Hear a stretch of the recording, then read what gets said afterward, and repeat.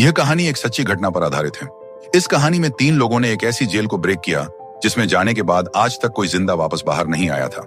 इस जेल की सिक्योरिटी इतनी खतरनाक है कि गार्ड की इजाजत के बिना एक सुई भी बाहर नहीं जा सकती। लेकिन इन 3 लोगों ने साउथ अफ्रीका की सबसे खतरनाक जेल अल्काट्राज को ब्रेक किया था और साउथ अफ्रीका की पुलिस बस इन्हें देखती ही रह जाती है। कहानी की शुरुआत में हम मॉरिस नाम के एक शातिर चोर को देखते हैं जिसे बैंक चोरी के केस में पकड़कर दुनिया की सबसे सिक्योर जेल अल्काट्राज भेजा जा रहा होता है। अल्काट्राज कोई आम जेल नहीं थी। ये समुद्र के बीच एक छोटे से आइलैंड पर बनी हुई थी। यानी अगर कोई कैदी जेल तोड़कर बाहर भी निकल जाए तब भी वह भाग नहीं सकता, क्योंकि आगे उसका रास्ता समंदर रोक लेता है। इसी वजह से इसे दुनिया की सबसे सिक्योर जेल माना जाता था, जहां सिर्फ खतरनाक क्रिमिनल्स को रखा जाता था। लेकिन अब इस जेल में एंट्री हो चुकी थी फ्रैंक मॉरिस की, एक ऐसा कैदी जो पहले भी कई बार जेल से भाग चुका था। इस बार जेल अलग थी और पहली बार मॉरिस थोड़ा घबराया हुआ नजर आता है। लेकिन एक बात साफ थी, वह यहां अपनी पूरी जिंदगी बिताने वाला नहीं था। एक गार्ड उसे कहता है, वेलकम टू अल्काट्राज, और यहीं से असली कहानी शुरू होती है। कुछ ही देर में बेल बजती है और सभी कैदियों के सेल खुल जाते हैं। सब लाइन में लगकर ब्रेकफास्ट के लिए जाते हैं। मॉरिस के सामने लिटमस नाम का एक कैदी बैठा होता है। मॉरिस कहता है कि उसे कांटा नहीं मिला, अब वह नूडल्स कैसे खाएगा। लिटमस जवाब देता है, यह तेरा घर नहीं है, जो मिला है वही खा। इसी दौरान वुल्फ नाम का एक खतरनाक कैदी उसे चिढ़ाने लगता है। वुल्फ जेल का दबंग था और हर कैदी उससे परेशान था। मॉरिस चुप रहता है और अपनी प्लेट लिटमस को दे देता है। लेकिन तभी उसे पता चलता है कि लिटमस खुद नहीं खा रहा, बल्कि अपना खाना एक चूहे को खिला रहा है। रात को मॉरिस को वार्डन के पास बुलाया जाता है। वार्डन उसे बताता है कि यहाँ सख्त नियम है और यहाँ से भागने का सोचो भी मत। 2 महीने में एक बार मुलाकात होती है, वो भी उसके मूड पर निर्भर है। वह साफ कहता है, यहाँ से कोई नहीं भाग सकता। मॉरिस सामने से हाँ में जवाब देता है, लेकिन अंदर ही अंदर वह भागने का प्लान बना चुका होता है। इसी दौरान वह मौका देखकर वार्डन का नेल कटर चुरा लेता है और उसे अपनी बाइबल में छुपा देता है। अगले दिन बाथरूम में वुल्फ फिर उसे परेशान करता है, लेकिन इस बार मॉरिस जवाब देता है। दोनों के बीच लड़ाई होती है और मॉरिस उसे बुरी तरह पीट देता है। इस घटना के बाद जेल में मॉरिस की अलग पहचान बन जाती है। अब कोई उससे पंगा नहीं लेता। धीरे धीरे उसे लाइब्रेरी में काम मिल जाता है, जहां उसकी मुलाकात इंग्लिश से होती है। इंग्लिश एक सीनियर कैदी है जिसने अपनी जिंदगी का बड़ा हिस्सा जेल में बिताया है और उसे यहाँ की हर चीज की जानकारी है। वह मॉरिस को किताबें देता है और उसके बारे में सब जानता है। इसके बाद मॉरिस की मुलाकात डॉग से होती है, जो एक आर्टिस्ट है और हर समय पेंटिंग करता रहता है। डॉग कहता है कि इस जेल में कोई भी पागल हो सकता है, लेकिन उसकी पेंटिंग उसे संभाले हुए है। मॉरिस उसकी पेंटिंग में बने फूल के बारे में पूछता है तो डॉग कहता है, ये मेरी खुशी है, जो सिर्फ पेंटिंग में है, मेरे अंदर नहीं। मॉरिस इंग्लिश से भागने की बात करता है, लेकिन इंग्लिश हंस देता है। वह कहता है, यह जेल नहीं, हमारी कब्र है, यहां से सिर्फ डेड बॉडी बाहर जाती है। लेकिन मॉरिस हार मानने वालों में से नहीं था। उसे कारपेंटरी का काम मिल जाता है और वह तुरंत मान जाता है, क्योंकि उसे लगता है कि वहां उसे काम के औजार मिल सकते हैं। इसी बीच लिटमस उसे बताता है कि हर सेल में एक एयर वेंट होता है जिससे छत तक पहुंचा जा सकता है। यहीं से मॉरिस को एक बड़ा आइडिया मिलता है, लेकिन तभी वुल्फ फिर हमला करता है, इस बार चाकू के साथ। मॉरिस उससे भिड़ जाता है और इस बार वुल्फ गार्ड पर भी हमला कर देता है। मामला बिगड़ जाता है और दोनों को सॉलिटरी कन्फाइनमेंट में डाल दिया जाता है। यह एक ऐसा सेल होता है जहां कैदी को अंधेरे में अकेला रखा जाता है और मानसिक रूप से तोड़ा जाता है। मॉरिस को भी वहां 2 हफ्ते बिताने पड़ते हैं। 2 हफ्ते बाद जब वह वापस आता है तो लिटमस अपने चूहे के जरिए उसे वेलकम बैक का नोट भेजता है। धीरे धीरे मॉरिस सब कुछ ऑब्जर्व करने लगता है, गार्ड्स की मूवमेंट, जेल का स्ट्रक्चर, हर छोटी चीज। लेकिन असली झटका तब लगता है जब वार्डन डॉग की सारी पेंटिंग्स हटाने का आदेश दे देता है। डॉग टूट जाता है, क्योंकि उसकी एकमात्र खुशी उससे छीन ली गई थी। मॉरिस उसे समझाने की कोशिश करता है, लेकिन इस बार हालात उसके हाथ में नहीं थे। कहानी आगे बढ़ती है और अब मॉरिस सिर्फ सोच नहीं रहा था, बल्कि उसने सच में भागने की तैयारी शुरू कर दी थी। एक दिन वह अपने साथियों से कहता है कि हर सेल के अंदर एक एयर वेंट है जो ऊपर छत तक जाता है। अगर हम इसे धीरे धीरे खोद दें तो हम छत तक पहुंच सकते हैं। साथ ही वह यह भी बताता है कि यह पूरी जेल खारे पानी के बीच बनी है, जिसकी वजह से दीवारें अंदर से कमजोर हो चुकी हैं। मॉरिस अपने साथियों को अपना नेल कटर दिखाता है और बताता है कि उसने खुदाई शुरू भी कर दी है। लेकिन एक दिक्कत थी, नेल कटर बहुत छोटा था और उससे दीवार खोदना बेहद मुश्किल था। तभी जॉन और क्लेरेंस भी उसके प्लान में शामिल हो जाते हैं और चार्ली भी उनसे कहता है कि अगर तुम लोग भागने का प्लान बना रहे हो तो मुझे भी शामिल कर लो। अब 4 लोग मिलकर प्लान बनाते हैं। जॉन बताता है कि वह बार्बर से बाल इकट्ठा कर सकता है। क्लेरेंस कहता है कि वह किताबें और बाकी सामान जुटा सकता है और चार्ली को काम मिलता है पहरा देने का। अब असली काम शुरू होता है। रात के समय मॉरिस धीरे धीरे वेंट के आसपास खुदाई करने लगता है। चार्ली बाहर नजर रखता है ताकि कोई गार्ड आ जाए तो वह इशारा कर सके, लेकिन खुदाई करना आसान नहीं था। दीवार बहुत सख्त थी और मॉरिस के हाथ तक जख्मी हो जाते हैं। अगले दिन मॉरिस को एक नया आइडिया आता है। वह जानबूझकर अपने चम्मच को गंदा कर देता है और गार्ड से नया चम्मच मांगता है। बाकी कैदी भी ऐसा ही करते हैं और गार्ड बिना शक किए सबके चम्मच बदल देता है। इसी मौके का फायदा उठाकर मॉरिस एक एक्स्ट्रा चम्मच चुरा लेता है और उसे छुपा देता है। रात को वह उस चम्मच और नेल कटर को जोड़कर एक छोटा सा औजार बना लेता है। माचिस की मदद से वह उसे गर्म करके जोड़ता है और एक नुकीला टूल तैयार करता है। अब काम थोड़ा आसान हो जाता है।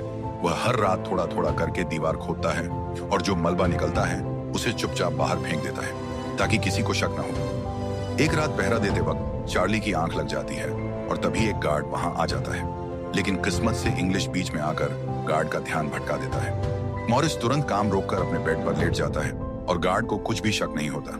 धीरे धीरे मॉरिस वेंट के आसपास की कंक्रीट निकाल देता है, लेकिन अब एक नई समस्या सामने आती है।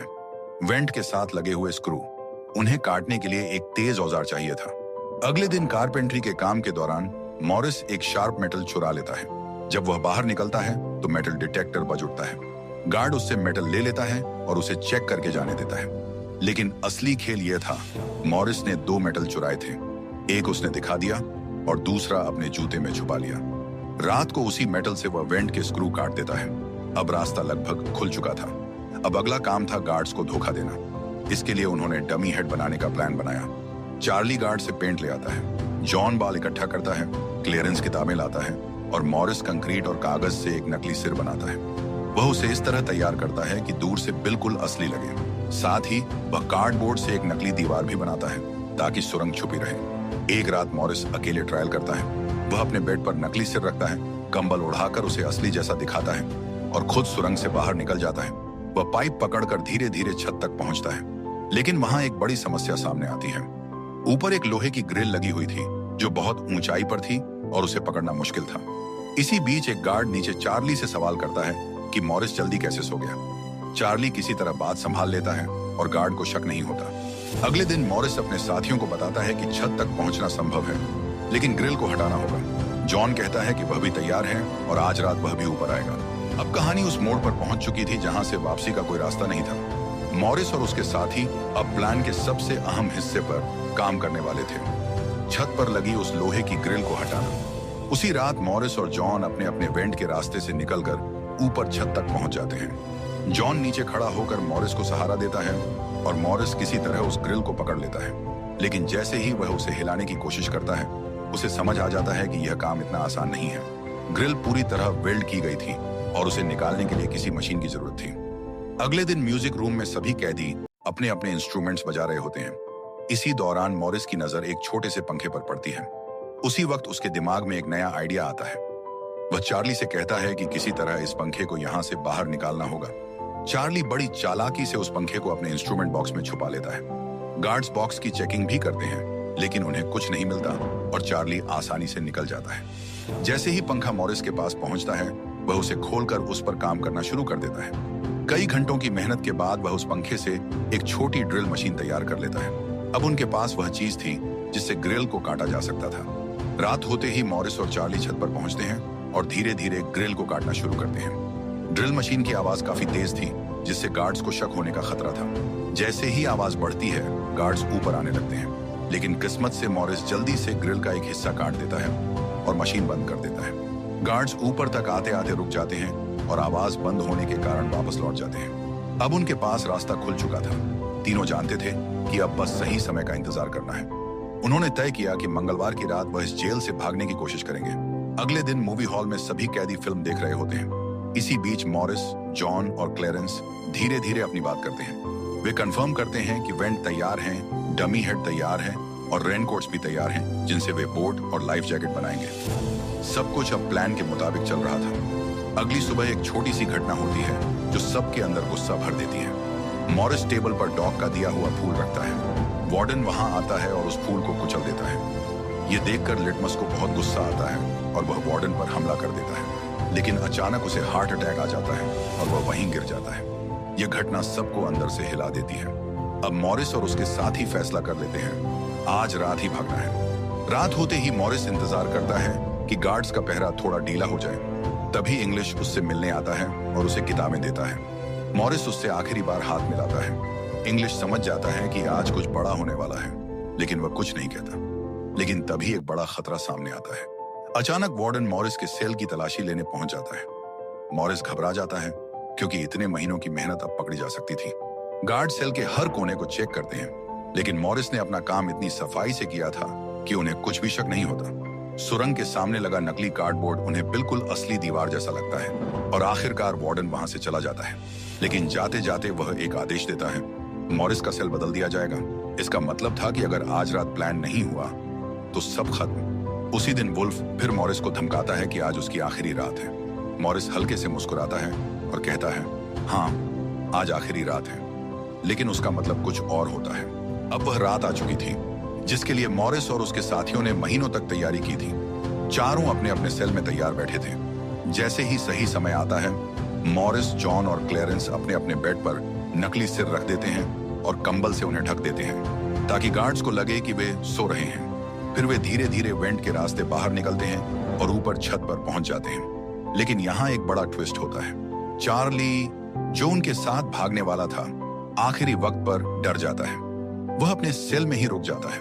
उसके सामने आजादी का मौका था, लेकिन डर उससे जीत जाता है। दूसरी तरफ मॉरिस, जॉन और क्लेरेंस छत पर पहुंचकर चार्ली का इंतजार करते हैं। वे काफी देर तक रुकते हैं, लेकिन जब चार्ली नहीं आता तो वे फैसला करते हैं कि अब उन्हें बिना उसके ही आगे बढ़ना होगा। तीनों छत पर पाइप्स को पकड़कर धीरे धीरे नीचे उतरते हैं। हर तरफ सर्च लाइट घूम रही होती है और एक छोटी सी गलती उन्हें पकड़वा सकती थी, लेकिन वे बहुत सावधानी से छुपते हुए आगे बढ़ते हैं। धीरे धीरे वे जेल की आखिरी दीवार तक पहुंच जाते हैं और फिर एक एक करके उस ऊंची फेंस पर चढ़कर बाहर निकल जाते हैं। अब वे अल्कट्राज जेल के बाहर थे, लेकिन असली चुनौती अभी बाकी थी। तीनों तेजी से समुद्र के किनारे पहुंचते हैं।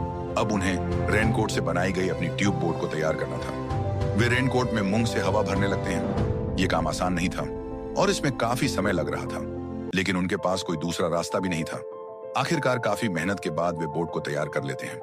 तीनों बोट को पानी में डालते हैं और धीरे धीरे अंधेरे में समुद्र की तरफ बढ़ जाते हैं। अगली सुबह एक गार्ड रोज की तरह सभी सेल चेक कर रहा होता है। शुरुआत में सब कुछ नॉर्मल लगता है, लेकिन जैसे ही वह चार्ली के पास पहुंचता है, वह उसे अजीब हालत में खड़ा देखता है। चार्ली अंदर ही अंदर पछता रहा होता है कि उसने मौका गंवा दिया। गार्ड मॉरिस के सेल में जाता है और उसे आवाज देता है, लेकिन कोई जवाब नहीं आता। वह गुस्से में अंदर जाकर उसे उठाने की कोशिश करता है, लेकिन जैसे ही वह उसके बाल पकड़ता है, पूरा सिर नीचे गिर जाता है। गार्ड के पैरों तले जमीन खिसक जाती है, क्योंकि वह असली इंसान नहीं, एक डमी हेड था। तुरंत पूरे जेल में सायरन बज उठता है। अल्कट्राज में अफरा तफरी मच जाती है। वार्डन खुद सर्च ऑपरेशन शुरू करवाता है। जेल के हर कोने में तलाशी ली जाती है, लेकिन कहीं भी उनका कोई सुराग नहीं मिलता। फिर समुद्र में सर्च ऑपरेशन शुरू होता है। वार्डन को यकीन नहीं होता कि कोई यहाँ से बचकर निकल सकता है। वह मानता है कि वे तीनों पानी में डूब गए होंगे, लेकिन अंदर ही अंदर वह जानता था ये कोई आम कैदी नहीं थे। हेडक्वार्टर से उस पर सवाल उठने लगते हैं। कैसे भाग गए? तुम कर क्या रहे थे? वार्डन दबाव में आ जाता है और अपनी इमेज बचाने के लिए वह रिपोर्ट लिखवाता है कि तीनों कैदी भागने की कोशिश में समुद्र में डूबकर मर गए। लेकिन सच क्या था ये कोई नहीं जानता, क्योंकि उनकी बॉडी कभी नहीं मिली। आखिरी सीन में वार्डन को वही फूल मिलता है जो डॉक ने बनाया था, यानी मॉरिस सिर्फ भागा नहीं, बल्कि जाते जाते अपना मैसेज भी छोड़ गया। इस घटना के बाद पूरी दुनिया में यह खबर फैल जाती है कि अल्कट्राज जैसी हाई सिक्योरिटी जेल भी सुरक्षित नहीं है और सिर्फ 1 साल के अंदर इस जेल को हमेशा के लिए बंद कर दिया जाता है। यह कहानी आज भी एक रहस्य बनी हुई है। क्या वे तीनों सच में बच निकले थे या समुद्र ने उन्हें निगल लिया? कोई नहीं जानता, लेकिन एक बात पक्की है, फ्रैंक मॉरिस इतिहास में एक जीनियस के रूप में याद किया गया।